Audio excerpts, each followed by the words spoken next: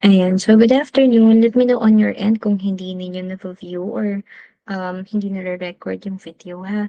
So, sorry sa voice, guys. Ano? So, for our laboratory, since sabi ko nga is hindi pa available yung mga gamit. So, ngayon, organic chemistry ang ating lab and inorganic chemistry naman ang ating lecture. So, for organic chemistry, ano bang kaibahan ng organic chemistry kay inorganic chemistry? So, when we say organic chemistry, ang usual na compound na makikita natin dito is carbon. So, sabi ko nga kanina, lagi kayong mag-download ng periodic table. Hold on lang guys,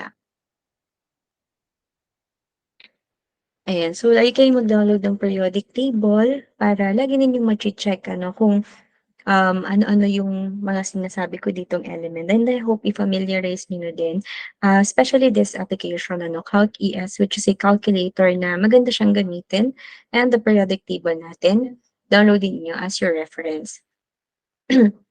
Sorry guys, talagang parang biglang sumama yung pakiramdam. Anyway, organic compounds are made up of carbon and only a few other elements. So, yung mga organic compound, tandaan ninyo, lahat ng klase ng compound na itatakal natin in organic chemistry involves carbon. So, kung walang carbon yan, maaaring yung compound na yan is pasok sa inorganic chemistry, which is yung dinidiscuss natin sa lecture. So when we say organic compounds, actually this is chapter 10 of your Bettelheim book. Start ito ng ating organic chemistry. So ang Bettelheim book kasi, ang Bettelheim book kasi guys is tatlong book na yun. So we have inorganic, organic, and also your biochemistry all in one book. So, sorry, gising-sipot talaga ako.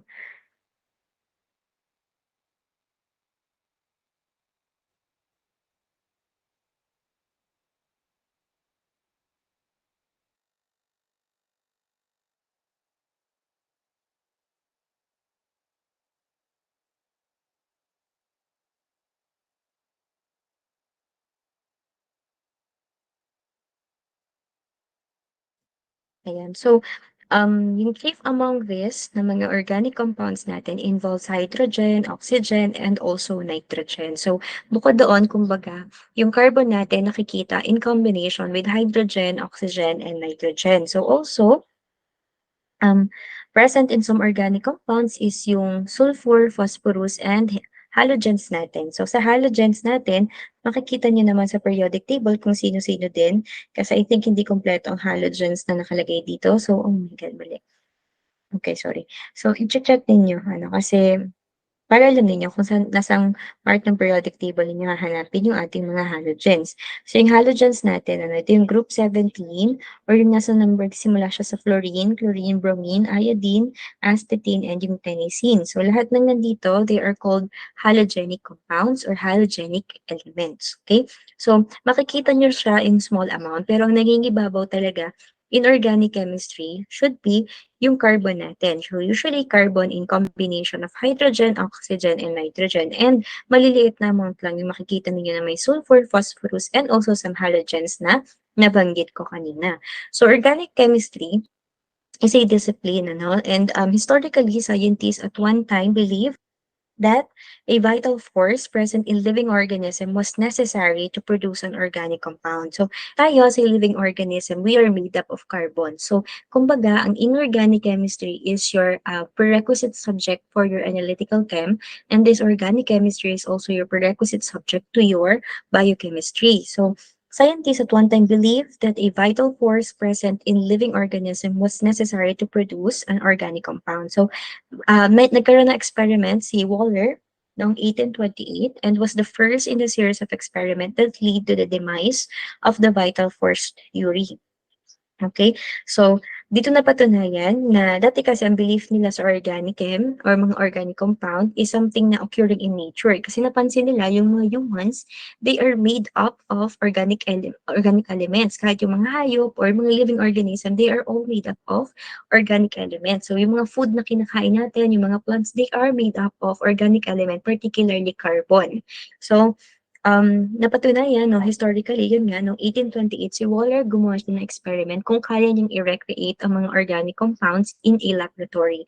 And napatunayan niya at nakapag-create siya ng organic compound. Pinag-mix niya yung ammonium chloride and yung silver cyanide in one solution and then hinit niya ito, nag-result siya sa urea plus silver chloride. While silver chloride is an inorganic element, compound, sorry.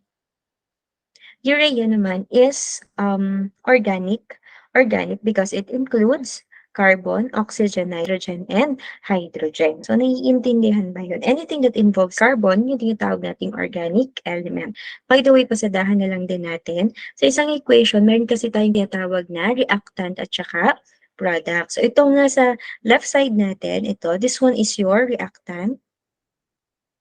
And then, itong side na to, this one is your product. So, yung product is the result of reaction from reactant. And usually, may mga may encounter tayo na reversible arrow na kagaya nito. Ibig sabihin, ang isang reaction is reversible or kayang ibalik. So, in this case, kapag na-hit na, one arrow lang ito, ibig sabihin, hindi nakakayaning ibalik kung ano yung na-produce dito. So, irreversible yung reaction. So, ang nangyari, pagka-combine ng ammonium chloride at silver cyanide, nakapag-produce si Waller noong 1828 ng urea. So, ito yung kaunahan natin na organic compound na na-produce through laboratories. So, the sheer number of organic compounds, no, chemists have discovered or made over 10 million organic compounds and estimated 100,000 new ones are discovered or made each year. So ganun karami yung napoproduce na organic compound natin ngayon compared to inorganic compound. So by comparison, chemists have discovered or made an estimated 1.7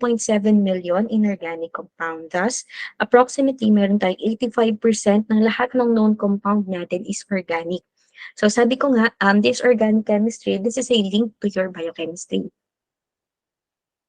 Okay, so ang biochemistry natin is composed of carbo. Tingnan niyo pala, pangalan pa lang, carbohydrate. It contains carbon.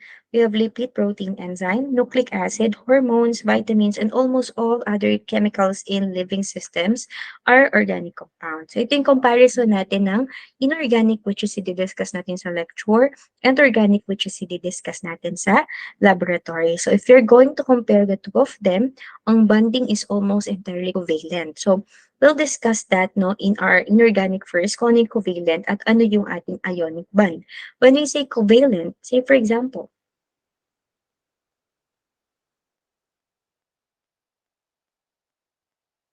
ayan, okay. Pag sinabi natin covalent, covalent means sharing of electron. When we say ionic, this means transferring of electron. So most of the ionic na bonds na na-form or yung transferring of electron is nangyayari po yan kay inorganic compound. And mostly, yung mga covalent or yung just sharing of electron, nangyayari po yan kay organic. So sa mga walang background sa ating atomic model, gaya nga discuss ko kanina, ang ating model ng atom involves positively charged, which is the protons, and our neutral charge, which is the neutrons. So, ito yung bumubuo sa ating nucleus. Around them, sabi ko kanina, may nagsisirculate na electron. So, isa is circulating clockwise and yung isa circulating counterclockwise. Okay? So, itong electron na nasa outer shell ng isang atom, nasa outer yan, umiikot yan sa outer shell, sila yung responsible in bonding. Ano ibig sabihin ng bonding? Ito yung pagkakabit ng ating mga elements from one element to another. So, may dalawa daw klase ng bonding. We have covalent and yung ionic bond. So when we say covalent bond, again, this is sharing. But we'll discuss muna yung ating ionic bond. When we say ionic bond, say for example, this is a classic example, sodium and chloride. If we're going back to our periodic table, okay, ang sodium natin, ang sodium natin is 11. That means meron tayong 11 electron kay sodium. So, I think i-discuss natin to further ano dapat. But I'll also send a video supplementary to this if ever nahihirapan kayong i-grasp yung topic. Ang sodium natin is 11. So, meron kasi tayong tinatawag na octet rule. Okay? So, sa octet rule, dapat ang unang shell ng electron is 2, kasunod na shell ng electron is 8, tama? And then 8 ulit. So, dapat ma-fill yung shell na yan, ano, bago tayo magkaroon ng outer shell. Kasi ang importante, di ba, sabi ko nga, etong electron na to is nasa outer shell. So, bago pa mangyari yon, meron pang electron na nasa inner shell. Pero, I think guys, medyo mako-confuse kayo dito, but we'll record something para mas malinawan kayo on this matter, okay? So, okay. So, ito na lang muna para malinawan tayo sa ionic compound. So, kailangan itong 11 electron na meron ang sodium ay ma-disseminate natin sa kada shell. So, kung ang kasya sa first shell ay 2, ang kasya sa second shell ay 8, sa third shell ay 8, ilang shell lang ang ma-occupy ng 11? 3, tama? So, 2 plus 8 is 10. So, ilan na lang yung kulang? 10 minus 11 is 1. So, ilan ang nasa outer shell ng sodium? Isa. Remember ha, isa. Okay. So, meron tayong isang nasa outer shell na ready nang makipag-combine kay chloride. By the way, sodium chloride is yung ating tinatawag na salt. So, let's see naman yung chloride. Chloride. Okay, let's see. Ang chloride ay 17.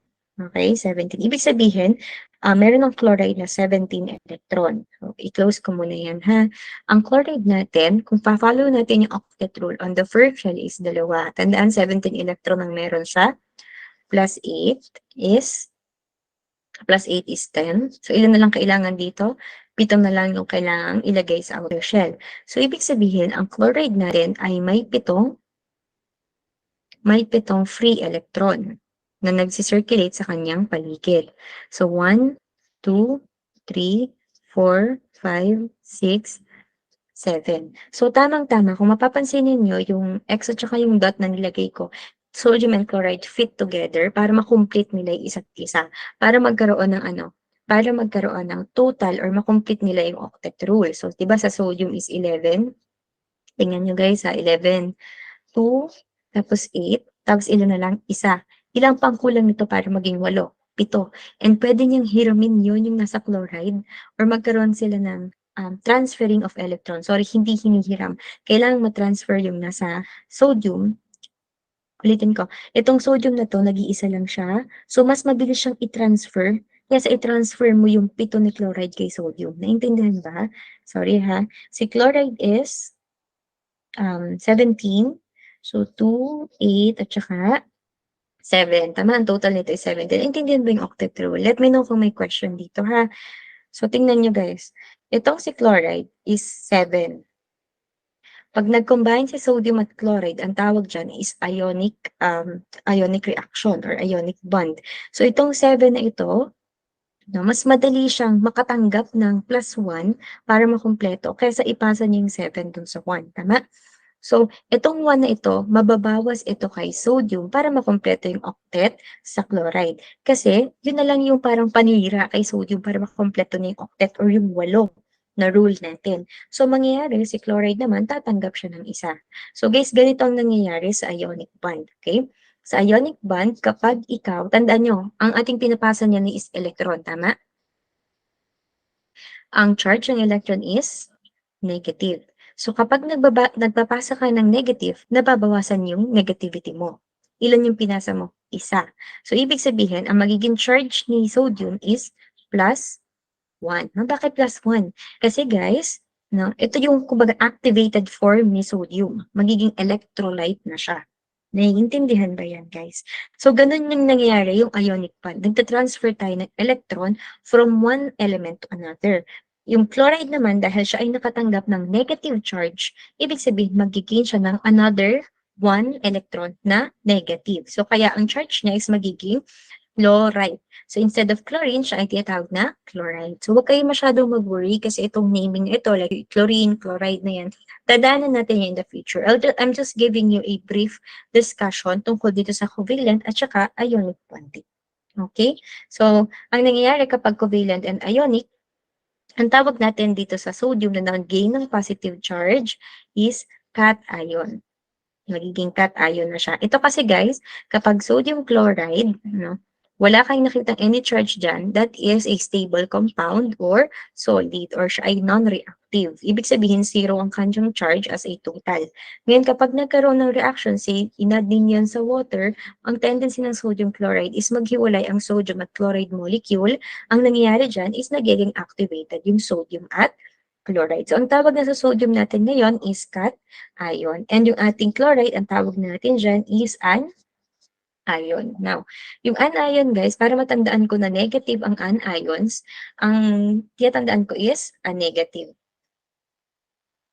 Sa cation naman, para matandaan kong positive is lahat ng pusa ay nakaka-positive ng energy. Okay, mahilig kasi ako sa pusa. So, para matandaan ko, tandaan. Okay? So, ganun yung nangyayari sa ionic bonding natin. How about your covalent bonding? So, kapag covalent bonding, guys, is nag-share tayo ng electron. So, balikan natin nasa na yung periodic natin? Balikan natin si carbon. Since ang sabi dito, most of the organic compound have entirely covalent bonding. So let's see kung ilan ang electron na meron si carbon. Okay. Okay. So si carbon ay may ilan? 6. 6. 6 electrons. So tingnan natin. Okay, tingnan natin kung nagko-follow siya ng octet rule. Carbon is 6. So on first shell, dalawa. On second shell, ilan na lang kulang? 2 minus 6 is 4. Therefore, ilan pang kulang niya sa outer shell para makumpleto yung octet? 4 pa. Kasi ang octet, dapat 8 ang nasa outer shell. So, dito, imbes na transferring, kagaya ng ginawa sa ionic, carbon tend to share electrons. So, say for example, sa pinaka-simplest alkane na madadaanan natin, si methane. So, say for example, si methane. So, ito ay pwedeng methane gas, no? Pwede itong methane gas. So, tingnan natin kung siya ay nagko-conform yung carbon niya. Again, ilan ang nasa outside niya? 4. So, 1, 2, 3, 4. So, ilan pang kulang niya? 4 para maging stable si carbon at hindi mag-react kung kani-kanino. Intindihan? So, para mag-combine yan, guys, ang electron ng hydrogen, if you're going to look back sa ating periodic table, is only 1. So, sa octet rule, ang nasa first shell lang yan is 1. So, kulang pa ng ilan? Isa, para makumpleto yung first shell na 2. Naintindihan? So, para makumpleto niya yon, i-combine si hydrogen kay carbon. So, hydrogen, tapos ito yung kanyang nag-iisang i-share kay carbon.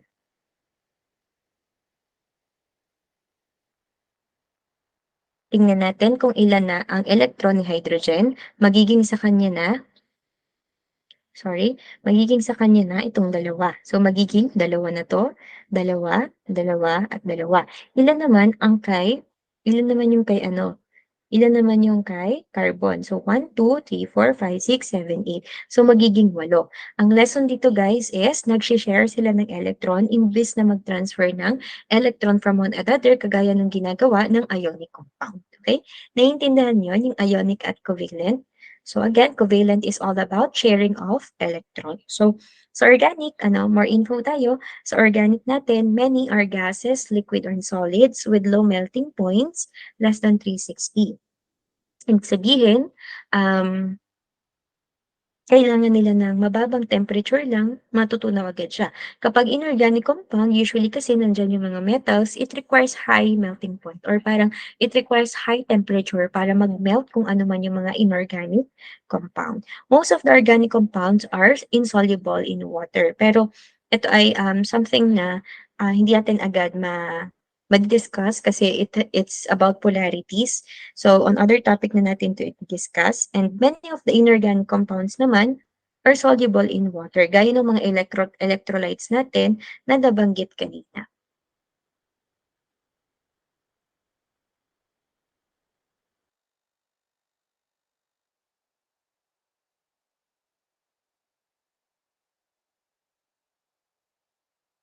Okay. So, next natin is most are soluble in organic are diethyl ether. Itong tatandaan sa solubility.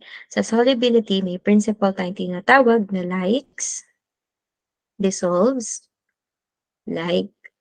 That means polar compound can be dissolved in polar compounds.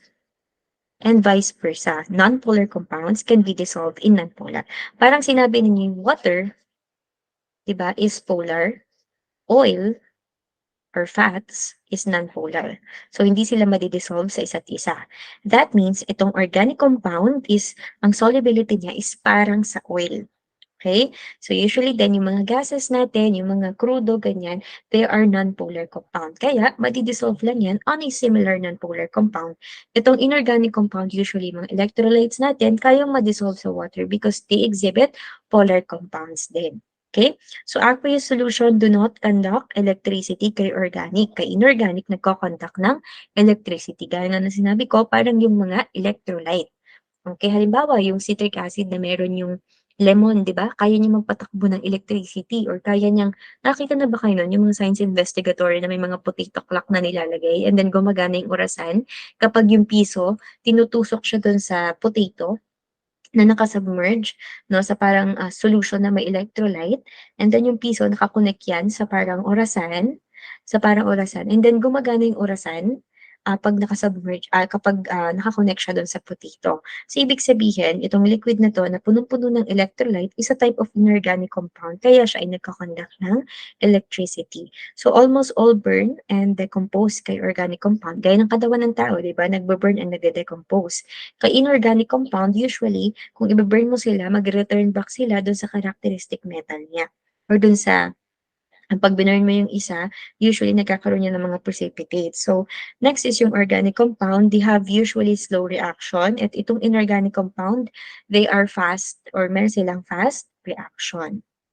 Oh, okay. So ito guys is I think I'll be sending a video for this one kasi medyo complicated pala itong mga next natin. Anyway, padaanan ko lang muna ano, kasi ito yung may explanation and may listahan akong ibibigay sa inyo for the structural formula of this organic compound. Naisip ko lang na hindi pala kayo lahat galing sa STEM, but I hope yung mga hindi galing sa STEM, no? Hindi lang naman yun. Lahat kayo, I hope mag-advance read kayo dun sa Bettelheim na book. I will send it to you later. Pasensya na guys, nasa FEU pa kasi ako at nagkaklase din ako kanina. But, itong structural formula shows the atom present in the molecule and the bond. So, meron tayong double bond, single bond, and triple bond pagdating natin sa inorganic chemistry. So, mapapansin ninyo, double bond and triple bond. So, kapag single bond, say for example, itong ethane. By the way, on our naming, let me check lang ha kung meron tayo. Okay, magne-name pala tayo dito. Okay, so on our naming, kindly take note of this, ano, when we are naming compounds, magsisimula lagi tayo sa met, then eth. Okay, you have to memorize this, prop, and then but, pent, hex, het, octa, oct, tsaka non, then dec. Hanggang 10 lang, okay? So, this is met, 1 carbon atom, 1 carbon, 2 carbon, 3 carbon, 4 carbon, 5, 6 carbon, 7 carbon, 8 carbon, 9 carbon, and then 10 carbon. So, meron tayong tatlong klase na may actually, meron tayong apat na klase ng organic compound na may encounter ngayon. We have the alkanes.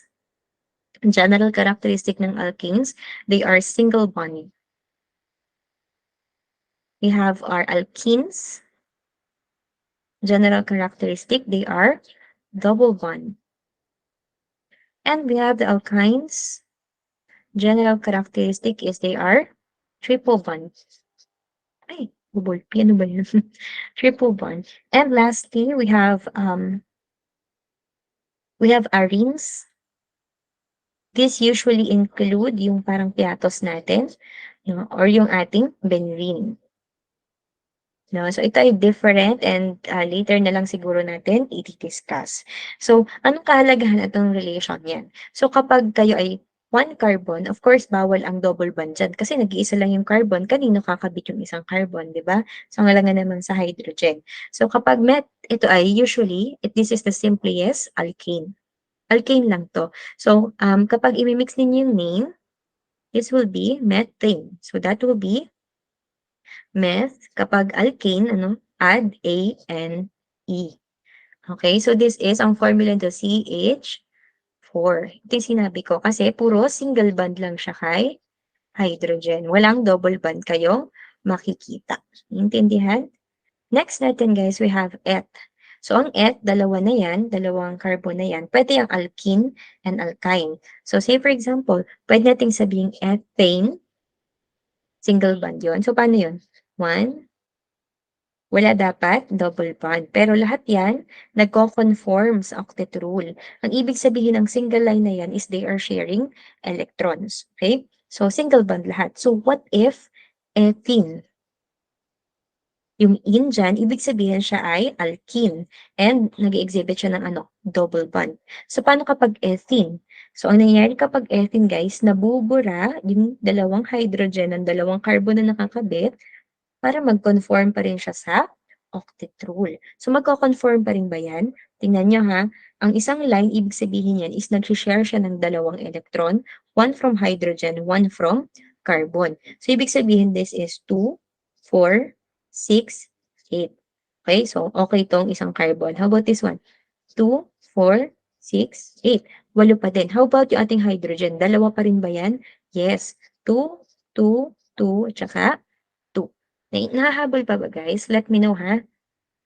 So, ibig sabihin, when you are counting a line, no? Ang tawag kasi dito is structural or expanded structural formula. Kapag kasi ang condensed, ang itsura lang yan is CH2 CH2. This one is condensed kasi dinagdag ko lang C, tapos yung H na nakakabit sa kanya, and then CH2. Naiintindihan? So, huwag kayong mag-alala. I'll also send a video para mabalikan ninyo and other supplementary video para or may mga example pa tayo in the future na pwedeng gawin. Okay? So, that is your ethene. Naiintindihan? Naiintindihan pa ba ako? Okay. Next natin is, how about yung ethyne? Pwede ba yun, ma'am?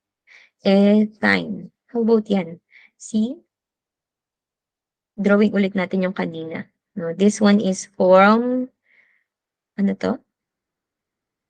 Ethane, tama? Kasi single bond and then dalawang carbon. Tama? So, kung gagawin nating ethyne, kailangan natin magkaroon ng triple bond. Paano yun? Buburahin natin yung dalawang hydrogen. Okay. And ilalagay natin siya as triple bond. Nagko-conform ba yan sa octet rule? Yes, kasi 2, 4, 6, 8. Sa kabila, 2, 4, 6, and 8. So ito, okay pa din to. Stable molecule pa din to kasi okay siya sa octet rule. So this one is your ethyne. Naintindihan? Okay. Let me give another example kay propane. Ma'am, paano yun? Tatlong carbon na si propane.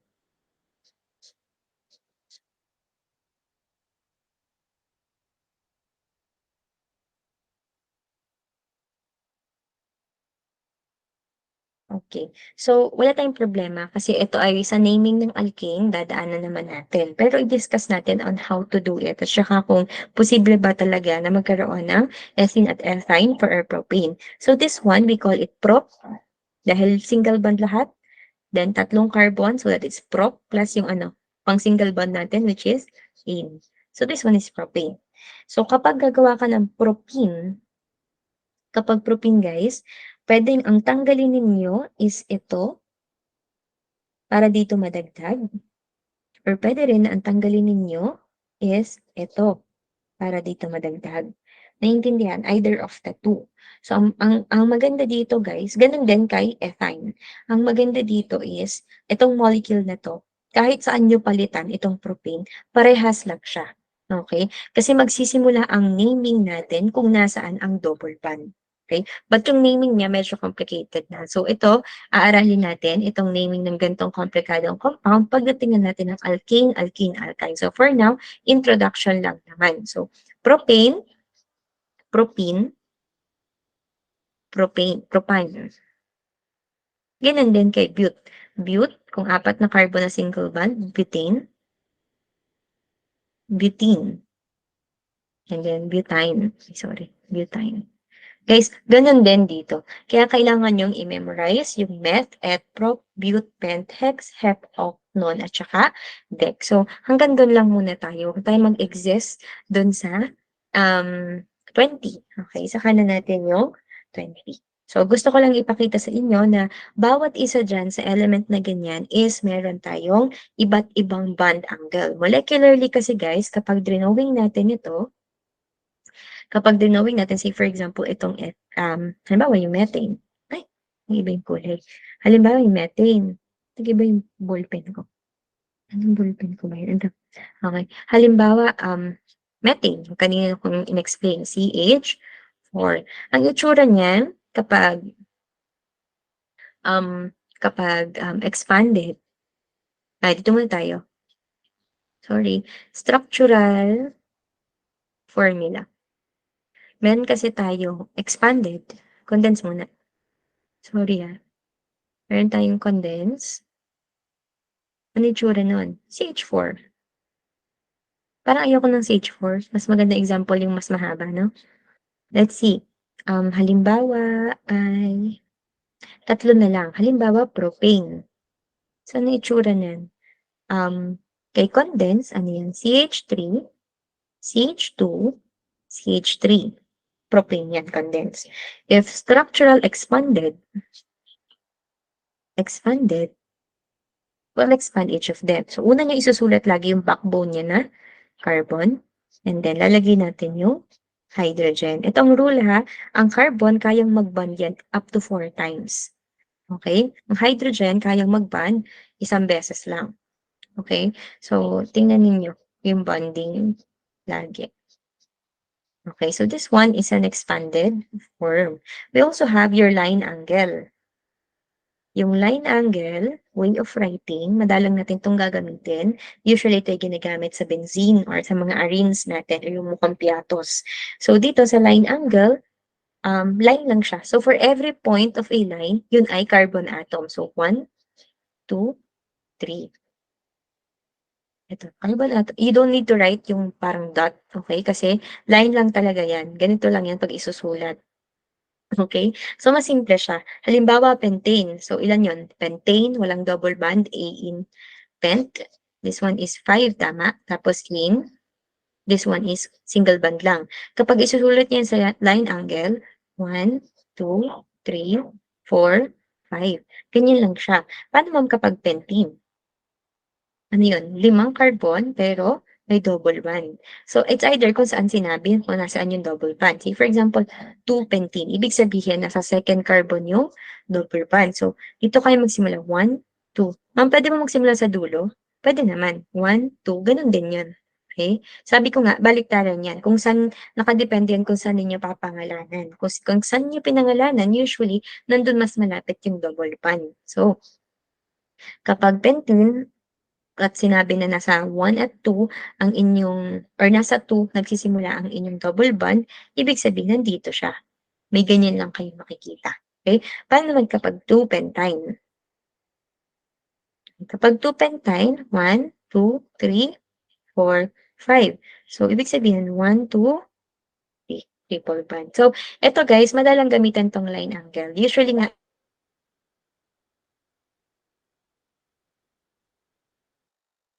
sabi ko, nagbe-benzene tayo. CR molecule.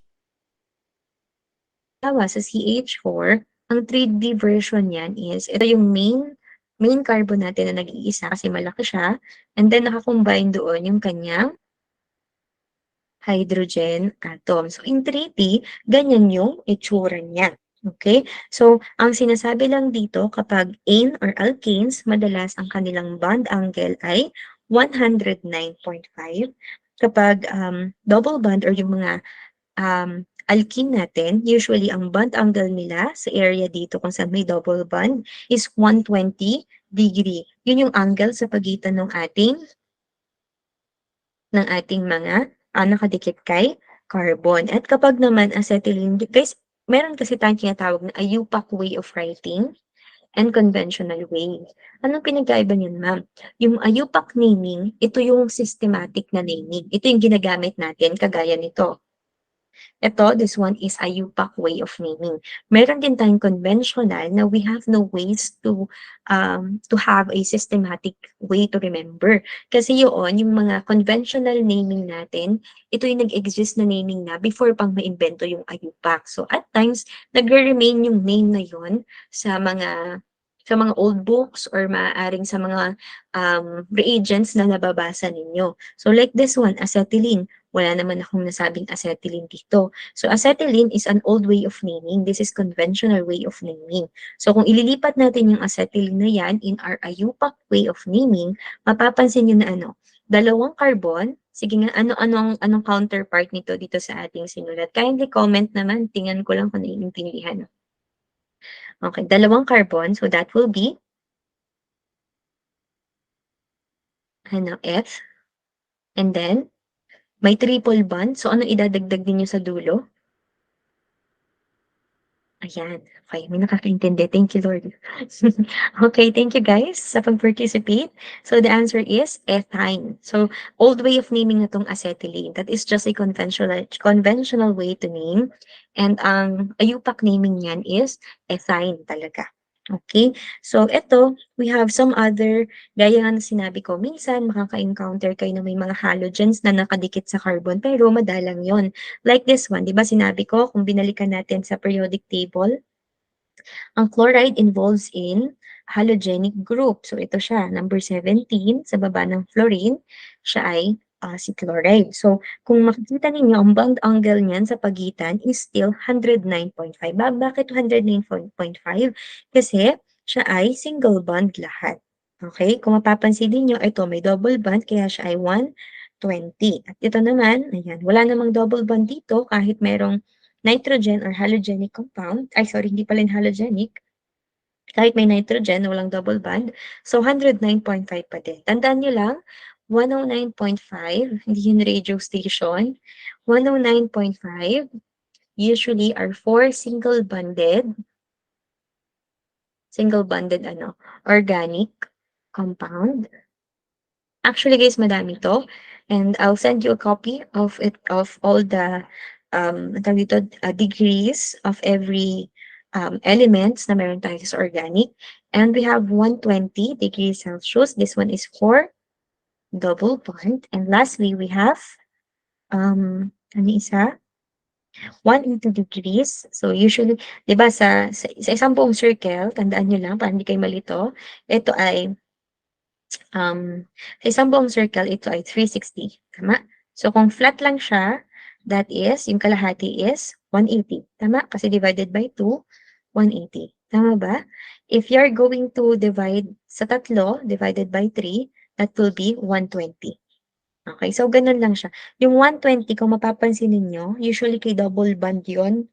So, kung mapapansin ninyo, nasaan yung 120 degree pag hinati nyo sa tatlo yung circle? Ganito yung angle niya. Ganito yung angle niya. So, ito yun guys, oh. Ganito yung angle niya. Ayan. That is your 120 degree. Tingnan niyo to guys na 180 kasi may triple bond siya. 180 yan. Flat lang yan. Naiintindihan? So, ito naman, this is not exactly 90. Though, pag, di ba sa pie chart, this one is 90 degrees. So, this is not exact 90. So, may, this one, itong structural, hindi niya pinapakita yung exact amount ng degree ng kada combination ng ating mga molecules. Kaya, hindi natin yung ginagamit for VSEPR model. Kaya, ang ginagamit natin dito is yung itong 3D version or yung molecular model natin ng atom. So, kung makikita nyo dyan, hindi yun exactly na 90 degree tilt, pero yun lang kasi ang conventional way of writing yung structural. Pero ang degree lang talaga nun, itong mga single bond natin is 109.5 exactly. Intindihan? Okay, next tayo. Okay. So, among neutral or uncharged organic compound, ito yung kadalasang makikita ninyong nakakombine kay carbon. So, we have carbon, hydrogen, nitrogen, oxygen, and halogens. So, i-discuss natin kung para, yes ma'am. Anong question? Hello, napindot or may question? Ay, wala na? Wala ba? Napindot, okay. So, itong ating list of organic compounds, we have carbon, hydrogen, nitrogen, oxygen, and halogens. So, we have carbon. Again, ito kanina pa natin dinidiscuss. Sige nga, dyan sa inyo, sa comment box, ilang beses nga ulit pwedeng magkaroon ng covalent bond ang ating carbon? Ayan. So, apat lang. So, tama yun ha. Apat lang ang pwedeng i-bond ni carbon kasi yun lang ang nagko-conform sa octet rule natin.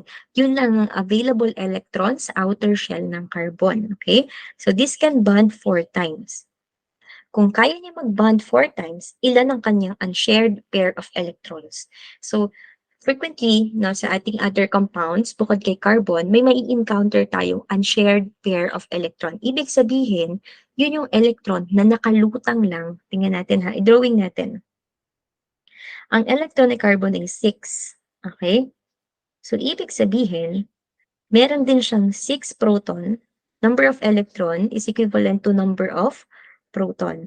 And meron din siyang neutrons na nakalagay sa gitna. So, kunyari lang ito guys ha. Ito just to demonstrate. So, this is the nucleus of your carbon. It contains proton at saka neutron. So, sa palibot niyan, hindi ko idodrawing ko ginawa ko kanina ha. This is the inner shell. And then, meron pa tayong outer shell. Okay? So, sa unang shell, ang nagsi-circulate diyan na electron ay dalawa. Ay, sorry, 6 pala 'to 'no, carbon 6. So, kung sa unang shell ang kayang mag-circulate or ang kasya lang is dalawa, ito yon, yun yung nasa outer shell. Ay, nasa inner shell. Sa outer shell, 2 minus 6 is 4, tama? So, sa outer shell, kaya niyang i-accommodate. This is just a representation, okay? So, may ibang representation nito na parang dumbbell shape para hindi lang kayo makonflict at ma-imagine ninyo ng mas maayos. Hindi kasi pwedeng magsalubong ang dalawang electron natin. I'm just showing this to you para makita ninyo kung anong itsura niya kapag umiikot. Kasi ang itsura niyan, sorry, si carbon kasi, ito talaga itsura niyan molecularly, okay? And dito yung nucleus guys, di ba? Ang core niyan is dalawa. Sorry. Ano ba ipapakita? Ang core niyan is dalawa. Umiikot sa labas. On its outer shell, meron pa yan parang dumbbell shape. Ano ba ipapakita? Medyo conflict pala. Core is circle. Umiikot dyan dalawa. And then yung outer shell niya is apat. So parang dumbbell shape yung kanyang outer shell. Paano ko ba ipapakita? Parang ganito. Nagke-create yan ng electron cloud. Dito, dalawa ulit yung kasya. Ay, sorry. Mahirap palang i-explain. Mahirap palang i-drawing. Mas better pala kapag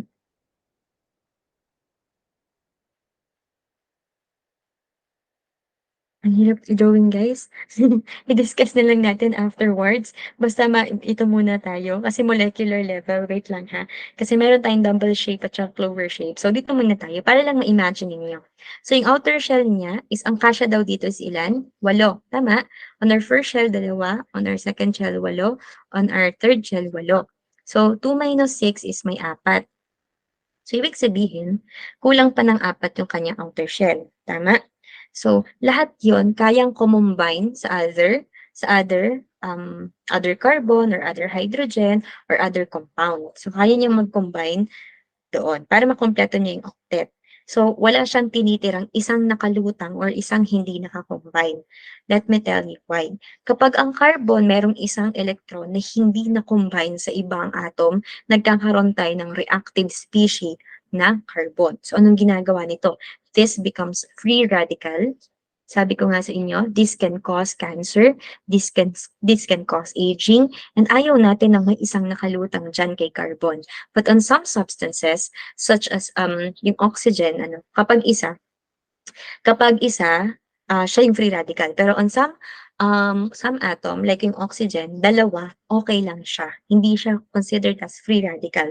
Siya ay normal na unshared pair na meron ang oxygen. So let me tell you, kasi baka ma-confuse kayo, meron tayong specific atom na pwede nating i-discuss isa-isa at yun lang yung tatandaan ninyo for your unshared pair of electrons. So stick with me guys, huwag magpanic.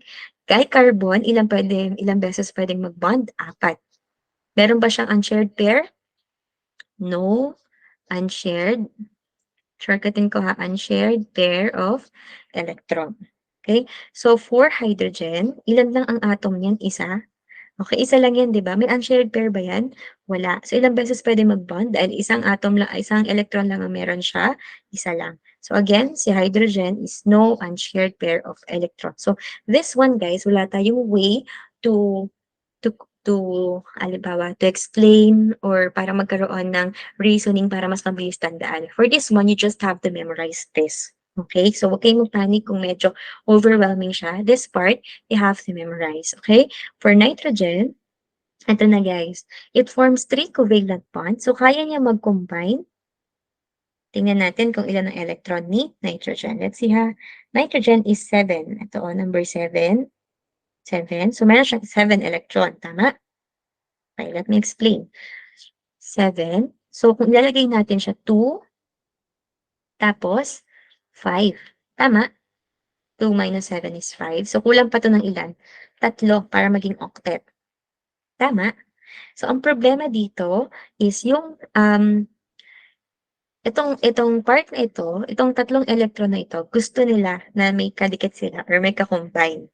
So, kung itong tatlong ito gusto nilang may ka-combine, ma'am, di ba 5 yung nasa outer shell, nasaan yung dalawa? Yung dalawa na yun yung matatawag nating unshared pair of electron. And in every combination or in every compound, madalas ito ay nakalutang lang sa side, just like this one. May unshared pair of electron siya. So, madalas ayaw nilang mag-combine or ayaw nilang dumikit. Bakit ayaw ma-minimize? Okay. Ba't tayo minimize? Ayan. So, ayaw nilang kumabit sa other atom. So, nagiging unshared pair of electrons sila. Naiintindihan? So, balikan ko ha. So, si nitrogen, ilang beses gustong kumabit? 3. Ilan ang unshared pair? Tandaan, pair yung pinag-uusapan. So, 2. Pag tinanong kayo, ilan ang free electron ni nitrogen? 2. Ilan ang unshared pair? Isang pair lang. Okay? So, 1 unshared pair of electron. Next we have oxygen. So, kung mapapansin, si oxygen ay merong 8. May 8 po yan na, check nyo na lang later sa periodic table para hindi tayo pabalik-balik. Pero 8 ang kanyang electron. So, 8 ang kanyang electron, sorry. So, sa outer shell, meron siyang 2, standard yon. And 2 minus 8 is 6. Kompleto na ba ang octet rule ni 6? Hindi pa. Tama? Kulang pa yan ng 2 para maging stable. Pero kapag kumo-combine yan, guys, ang oxygen natin na may 6 outer shell, usually, no, it forms double bond si oxygen. Okay, ulitin ko ha. So, meron siyang 6. So, ilan daw ang gusto? It forms 2 covalent bond. Minsan, makikita nyo siya as nakaganyan. Pares lang yan. Okay? Na-rotate lang ng kaunti sa kabilang side. Pero, ganun lang din minsan. So, madalas nyo ma-encounter itong ganitong itsura. And, ibig sabihin, meron na siyang ilan? 1, 2, ilan pa yung kulang? 4 pa, tama? So, ilan yung nasa outer shell? 1, 2, 3, 4, 5, 6. Ganyan yung itsura ni oxygen. Ilan ang kanyang unshared pair? 1, 2. Naiintindihan? Let me know kung may question guys ha. So si oxygen, meron pala siyang 6 na outer shell, tama? And ilang beses siya gustong kumabit? Gusto lang yun ng 2 beses na tumikit sa element. And ilan ang kanyang unshared na ayaw kumabit? Meron siyang 2 unshared pair of electron. Ilan ang kanyang free electron? Okay. Ang free electron niya ay, yes, 4. Okay?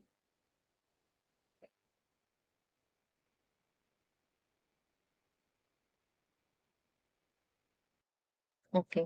Next natin is yung mga halogen. So, this is different. This is the same for all halogen compound. Kasi kung mapapansin ninyo, ay sorry, balikan ko yung periodic table ha. Tingnan niyo ang mga halogens. Para, alam niyo ba kung bakit nag-group sila sa iisang line? Okay, ganun kasi ginugroup ang periodic table. Itong fluorine natin, meron siyang 9, di ba? So, si fluorine, halimbawa, 9 siya. So, 2 sa unang shell, dapat 8 sa kabila, di ba? So, 2 minus 9, 7. Ilan ang kulang niya para makomplete, para maging octet? Isa lang. Tama? Okay, ganun din kay chlorine. Tingnan niyo si chlorine. Si chlorine, ilan? 17. So, 2 sa outer shell, and then 8 sa kasunod, tama? 2 plus 8 is 10. Ilan na lang kulang? 10 minus 17, 7. Ilan na lang ang kulang? Isa. Gano'n din kay bromine, iodine, kung ita-try ninyo laging isa ang kulang sa dulo.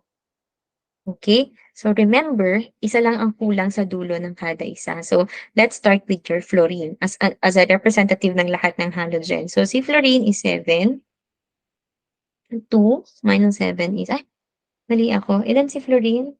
Sorry, hindi ko memorize. Okay. Pinapa-memorize ba 'to sa inyo? I don't require you memorizing this kasi may periodic table naman. 9 pala, sorry.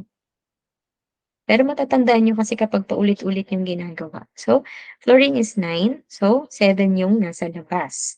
So dito, ilan ang gusto lang kumabit kay fluorine. Si fluorine madamot 'yan, 'no? Gusto lang siya nakakabit ng isang beses. Say for example, nakakabit siya kay carbon. Halimbawa lang, 'no? 1, ilan pang kulang? May 6 pa, 'di ba? 1, 2, 3, 4, 5, 6, 7. Ilan ang free electron niya na ayaw kumabit? 6. 6 na free electron, so ilang pair? Sorry guys, ilang pair 'yun?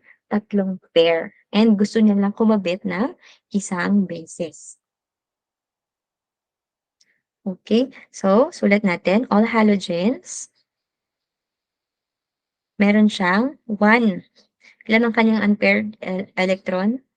Unpaired pair electron is a unpaired pair of electron. Naiintindihan? Naiintindihan? So ito ay true sa lahat ng gagawin natin ngayon sa organic chemistry. Okay? Okay. So next natin, we have functional groups. Okay, ano naman yung functional group? Itong functional group, this is an atom or group of atom within a molecule that shows a characteristic set of predictability, physical and chemical properties. So ito yung tatandaan ninyo. Di ba sa dami ng compound natin na organic, para mas mabilis siyang matandaan ang pangalan ng mga scientists natin, group nila ito according sa family at sa commonly occurring molecule na meron sila. So that kahit gaano kahabang carbon-carbon compound yan, kahit ilang milyon pa yan at makakita sila ng OH, alam nilang alcohol yung compound na yan. Naiintindihan? So, ganun yung function ng functional group. Yung OH dito being alcohol, ito yung ating tinatawag na functional group. Naiintindihan? So, meron tayong 12, I think, or 13 na functional group na aaralin natin sa buong organic chemistry at doon lang magpo-focus tayo all throughout. Okay, remember that. Functional group, they undergo the same type of chemical reaction no matter in what organic molecules they are found. So sabi, okay, I'll draw muna ha, para ma-relate nyo rin yung pattern natin kanina. So say for example, CO, and then yung O is H. Sabi ko sa inyo, si O ay ilang beses lang pwede mag-pair? Dalawa. Ilan ang kanyang unshared pair of electron? Dalawang pair. Sabi ko sa inyo, makikita niyo ulit 'to. So, si hydrogen, ilang beses lang siya puwedeng mag-combine? Isa. Si carbon, ilang beses puwede mag-combine? 'Di ba, 4? So, to fill this up, kailangan niyo mag-add ng hydrogen sa dulo. Basta may kulang guys, kapag nagdo-drawing kayo, si hydrogen yung ilalagay niyo. So, lagi niyo isusulat yung backbone muna and then saka niyo na lang i-supply yung hydrogen. Excuse me. So, ang tawag natin dito, huwag kayong mangamba ha, kasi baka mag-panic kayo, "Ma, paano mo nakuha yung name?" Guys, huwag kayong mangamba kasi kada chapter nito, dadaanan natin ang kada isang functional group and how to name that functional group. Okay? So, for this one, anong palatandaan natin? Isang carbon is meth. Okay. Meron ba diyang double bond? Guys, di ba wala? So, that is alkane. Tama? So, methane yan dapat, di ba? Pero dahil alcohol siya, 'no, itong E natin, tatanggalin natin 'yan, magiging ol. Kaya ang tawag natin sa compound na 'to is methanol. Okay, if you are familiar with methanol. So, naintindihan? So, this methanol, kahit gaano pa kahaba itong carbon to carbon compound, guys, this is just the backbone, 'tong dine-drawing ko ha. Matrabaho kasi kung idadagdag ko lahat ng H dito. Gusto ko lang i-demonstrate na kahit gaanong carbon to carbon compound 'yan, basta nakita niyo 'tong OH na 'to, this is your alcohol. Kahit sa gitna niyo pa makita 'tong OH na 'to, this is your alcohol. And they have the same characteristic as the simple ones, as simple as methanol. Okay? Naintindihan? So, to a large measure, they determine the chemical, physical properties of a molecule. They are the units by which we divide organic compounds into families, and they provide the basis on which we derive names of organic compound. Okay? So, these are the seven. Sorry, seven, pero I'll send you a copy nung 13. Alam ko madami tayong functional group, pero ito lang yung i-discuss kasi sa Bettelheim book. So, alcohol. Ayan. For alcohol, ang ating functional group na nakikita, diniscuss na natin is OH. So, meron din tayong amines, no? We have NH2. No? Kapag aldehyde, ganito yung itsura niya sa dulo. Kapag ketone, mukhang aldehyde, pero nakikita siya sa gitna ng molecule. Kapag carboxylic acid, mukhang aldehyde din, pero this one is COH, this one is CO, this one is COOH. Naintindihan? Ito yung, condensed na, 'no? Itong pinapakita kasi dito is a bit of, um, expanded. So, dito tayo sa condensed para makita niyo yung difference nila sa isa't isa. For ester, ano, this one is COOR, and for, amide, this one is CONH2.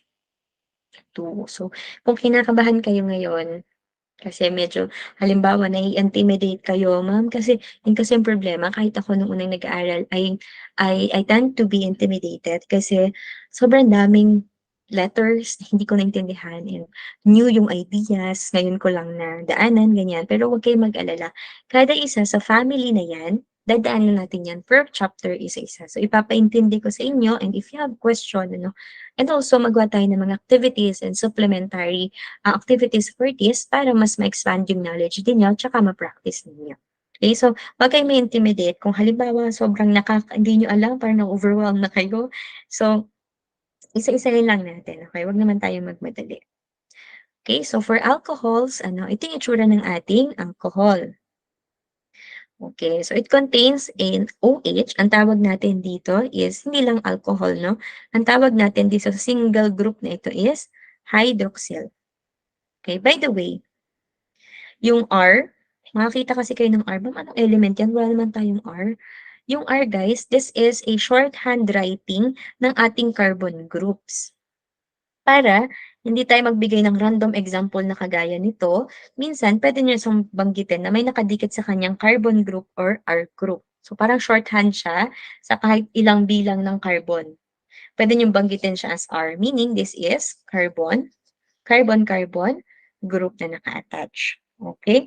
So this one no, is a functional group of alcohol. This one is alcohol, this one is alcohol, and ito yung kanyang, this yung sabi ko na molecular form natin. No? So ito yung alcohol area dito. Ma'am, paano mo nalaman? Hindi natin yan malalaman. Okay? So this is just a representation din na yan ay alcohol. Kaya sineparate niya, ginawa niyang pula. Pero, ma'am, paano mo nalalaman? 'Pag nakita mo ba 'yun, alam mo agad na alcohol 'yan? Guys, no. Hindi ko rin alam na alcohol 'yan. Nalaman ko lang kasi may context dito. Again, mahirap malaman sa molecular unless alam mo mismo yung content, kung ilang electron yung laman sa loob ng molecules. Naintindihan? This is just a representation and a model. So, do not be intimidated kung bakit alam kong alcohol 'yan, kasi we are talking about alcohol. So sa alcohol, guys, we have primary, secondary, and tertiary alcohol. So, wag ding ma-intimidate. Okay, isa-isahin natin. When we say primary alcohol, meron sa kanyang nakakabit na isang R group. R group, yung ang tawag natin dito is, alpha carbon or yung carbon next to, ang alpha carbons natin is yung carbon next to the family or functional group.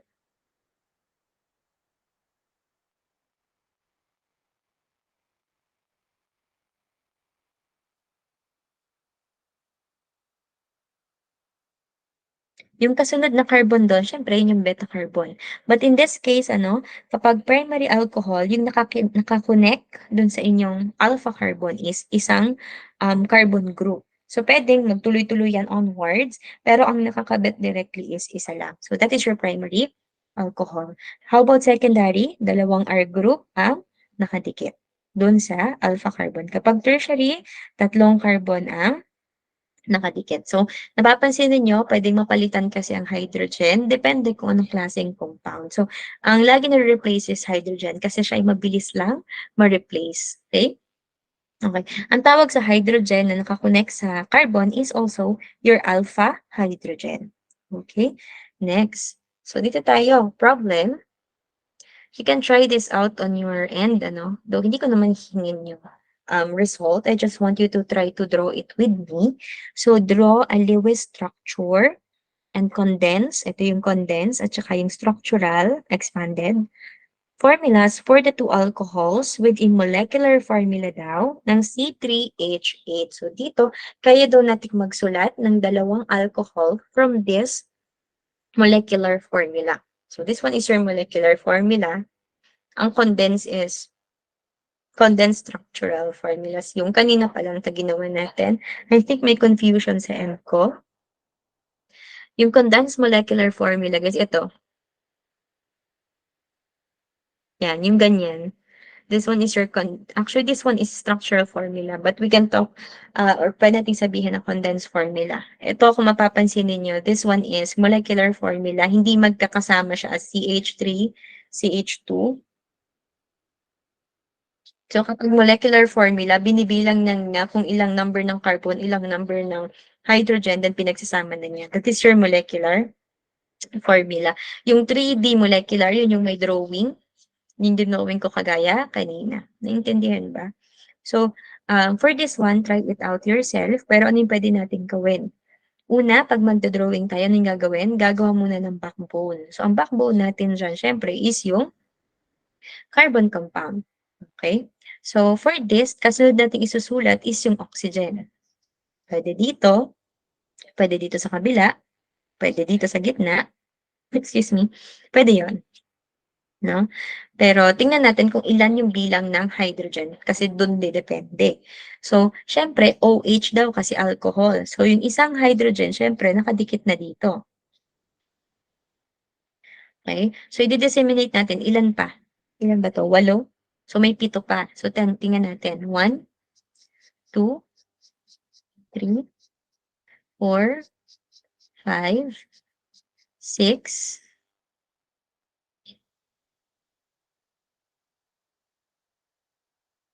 7.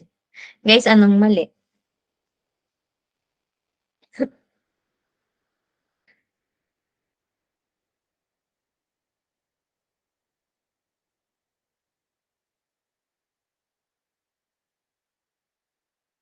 Anong mali natin? Tama pala. Ay, 7. Kulang ba ng isa, no? Sorry. 3, 6, 7. Tama pala. Hanggang 8. So, pero sabi, dalawang alcohols daw. So, ito na yung alcohol 1 natin. Paano natin ito drawing yung pangalawa?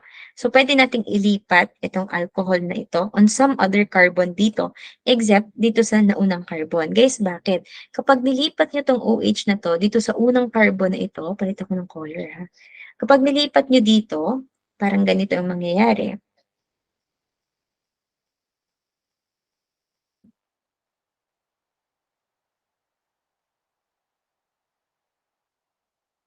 Pag nilipat niyo dito, guys, same lang yan.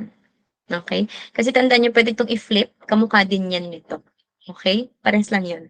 So, ano nang gagawin niyo para ma-drawing ninyo yung pangalawang carbon?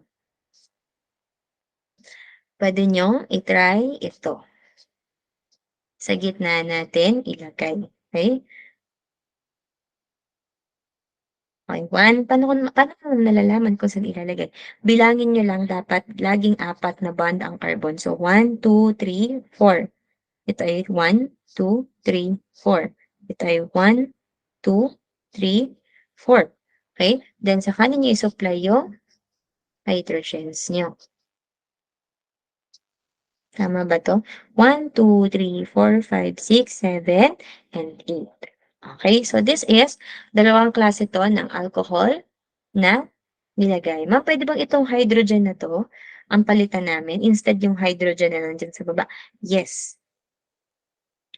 Ma'am, dito ba sa side na 'to, kapag ito yung pinalitan namin dito namin sa taas nilagay itong oxygen, para dito sa taas yung alcohol, parehas din ba siya? Yes, naiintindihan, similar lang yun, but okey lang yan guys kung at times naco-confuse kayo sa tinuturo ko ngayon, we'll dive deeper pagdating natin ng alcohol family. So ito siya guys, check, ito yung nating ginawa, and then yung pangalawa nating ginawa andito siya sa gitna. Naiintindihan? So, this is a primary alcohol. Paano niyo nasabing alcohol? Kasi guys, yung carbon, yung alpha carbon, ang nakadikit lang ay ilang another carbon. No? Yung directly nakadikit sa kanya is isang carbon lang. Naintindihan ba yun? For this one, siya ay secondary alcohol. Bakit? Saan nakakabit itong family ng alcohol? Dito. This one, it will be your alpha carbon. So, ilan na nakakabit na carbon diyan? Isa, itong carbon na 'to, and then dalawa. So, siya ay secondary alcohol. Naiintindihan? Okay. Kulang po ng H. Ayan, thank you Miss Manzon. Oo nga ma'am, kulang ng H yung kanina. Thank you sa pag-notice. Okay, next tayo, we have our amines. So, instead of OH, ang pinapalit natin sa amines is NH2. So, yung amines is a compound containing amino group. Di ba ang tawag natin sa OH kanina is hydroxyl group. For our NH2, ang tawag natin is amino group. So, how are we going to define kung primary amine, secondary amine, or tertiary amine? So, tingnan niyo ulit ito. Itong carbon na to, kapag in-expand natin yung formula, let's expand ha. CH3, NH2. Unang carbon, then sunod natin yung nitrogen, then ihuli na natin yung hydrogen. So again, balikan ninyo kanina, ilang beses pwedeng mag-combine si nitrogen? Tatlo. Tama? And meron siyang isang unshared pair of electron. Tama? So, saan natin i-supply yung remaining hydrogen? So, this one, meron siyang 5. Nakakabit kay hydrogen, ay kay carbon is 3. Ikakabit natin kay nitrogen is 2. So, this is your primary amine. Bakit primary? Kasi yung nakakabit na carbon dito kay nitrogen ay ilan lang? Isa. Naintindihan? Baka malito kayo kay alcohol ha.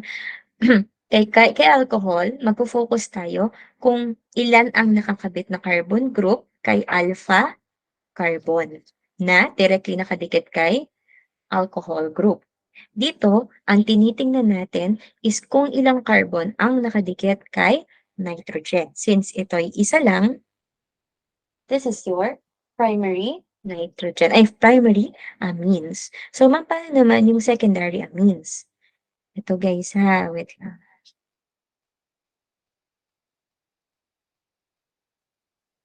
Ayan. Okay, paano yung secondary amines? Itong hydrogen dito, pwede niyang palitan. Okay? Sabi ko nga sa inyo, kung may papalitan, laging si hydrogen kasi mabilis siyang humiwalay. So, dito, pwede niyong palitan to ng carbon. So, again, magko-conform pa rin ba siya sa octet rule? Ilan ulit ang combine nito? Yes naman, kasi pinuntanwag natin yung hydrogen. But, itong si carbon na to, magko-conform ba siya sa octet rule? No. So, kailangan magdagdag tayo ng hydrogen para makumpletong 4 na combination or 4 or magkaroon ng octet rule si carbon. But, kung mapapansin ninyo, no, ilan ang nakakabit na carbon directly kay nitrogen? 2. Okay? So, yung dalawang carbon na yon, it means na siya ay secondary amine. Okay? So, again, paano naman kapag tertiary? Papalitan naman natin yung nitrogen na nandito. So, paano yon? Magkakabit tayo ng carbon. Ay, sorry. Magkakabit tayo ng carbon. But then, itong carbon ba 'to magko-conform siya sa octet? Hindi pa. So, kailangan nating magdagdag ng additional hydrogen para kumombine siya or maging stable siya. So, this one, kung mapapansin natin, 3 na ang carbon na nakadikit directly kay nitrogen. So, ang tawag na natin dito is your tertiary amines. Okay. So, okay. Okay. So, okay, for this one, draw the condensed structural formula for the two primary amines with the molecular formula C3H9 and N. So ito guys, ano is, gawin nyo na lang siya as practice or parang assignment.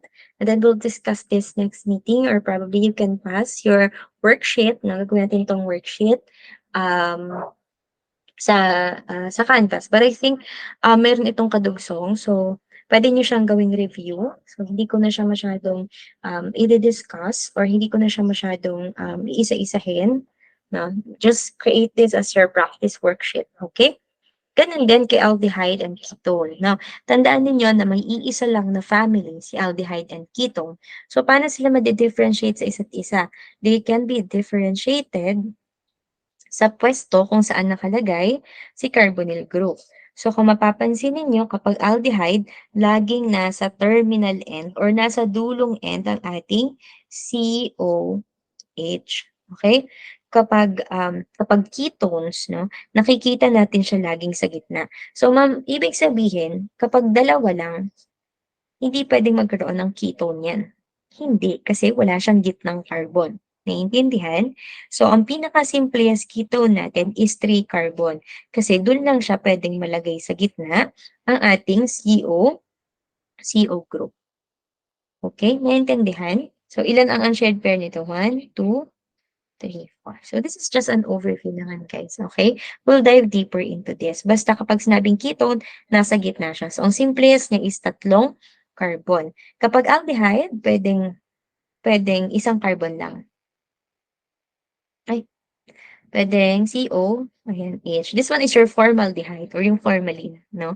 So, puwedeng isang carbon lang, puwedeng dalawa. Kasi ang importante kay aldehyde is mailagay siya sa pinakang dulo, yung family or yung functional group. Si ketone kasi dapat nasa gitna. So, dapat tatlong carbon ang meron ng ating ketone. So, this is also a worksheet. No, I'll just send a photo of this PowerPoint or parang a copy of this PowerPoint on Facebook Messenger. Then you can just compile it or send ko na lang yung Google Drive, whole Google Drive sa inyo para ma-review ninyo. But again, guys, ano, I will get some sa book ng mga quizzes. So make sure to always read your book din and wag umasa lang sa PowerPoint. And also, please use this PowerPoint or keep this PowerPoint. And I don't want to see these PowerPoints na mabibenta sa mga halimbawa sa Course Hero, ganyan, na naka-name pa sa akin. Because may mga ganyang incident ako before na na-share yung mga PowerPoints ko and parang pinagkakitaan sa Course Hero and sobrang unfair lang siya. Kung alam ko lang na puwedeng benta, ako na lang nagbenta, 'di ba? So, yun lang. I hope lang na you keep this PowerPoint and do not use this on your own interest, lalo na kapag ibebenta. Okay? Next natin is aside from aldehydes and ketones, we also have your carboxylic acid. So, similar kay aldehyde, since siya ay COOH, makikita lang din po ang ating COOH. See, for example, yung kaunahan natin, formic acid, makikita po ang COOH